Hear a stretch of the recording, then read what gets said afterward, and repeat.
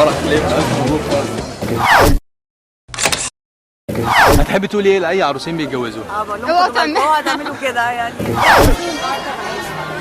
بقول لها طبعا الف مبروك، وبقول عايزه الف مبروك، وبقول لكم ان شاء الله تبقوا حياه سعيده، وخدوا بالكم ان الحياه مسؤوليه، مش هزار. فحاولوا تنبسطوا قوي وتشوفوا اللي يريحكم وتتنازلوا شويه، انت تتنازل شويه وهي تتنازل شويه، والحياه هتعدي. يلا فرحه يعني؟ يلا فرحه.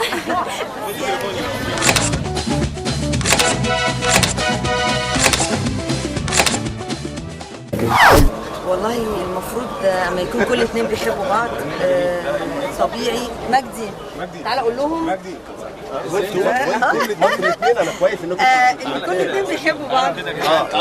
بقول لهم نمره واحد التفاهم والاتفاق والحب دايما يبقى مستمر في البيت، ومفيش لحظات ملل، دايما جدد لحظات الملل، دايما خد مراتك واخرج. انا ما بعملش ده طبعا خالص.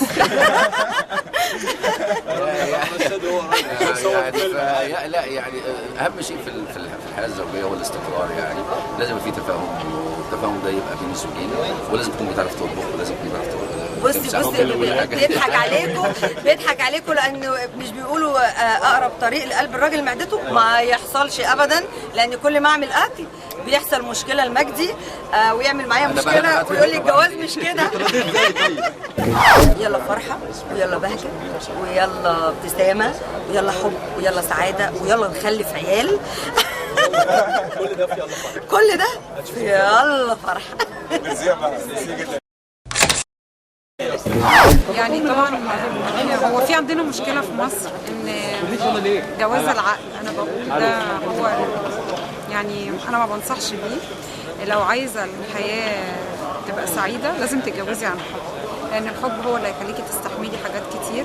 لان انا شايفه ان الوقت ده الطلاق بيبقى فيه كتير قوي، لان كل واحده بتبقى داخله عايزه واحد امكانياته كويسه يريحها ماديا، يعمل لها يجيب لها عربيه، يسفرها بره، وفي النهايه بعد ما بتتحقق كل الحاجات ديت بتلاقي نفسها انها مش سعيده فبتطلق. لكن انا بقول ان جواز الحب هو اللي بيستمر، فلازم كل واحده تدور على حبيبها، الحب الحقيقي بجد، لان ده اللي هيخلي الحياه الزوجيه حياه سعيده وتستمر.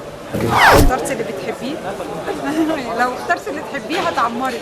ربنا يخليك والف مبروك. احييك على الفكره ديت انك تخلي كل نجوم الفن يهنوكوا يوم فرحكم، فدي فكره كويسه وعندكم دماغ جامده جدا، فاعتقد حياتكم هتبقى زوجيه سعيده جدا. مبروك.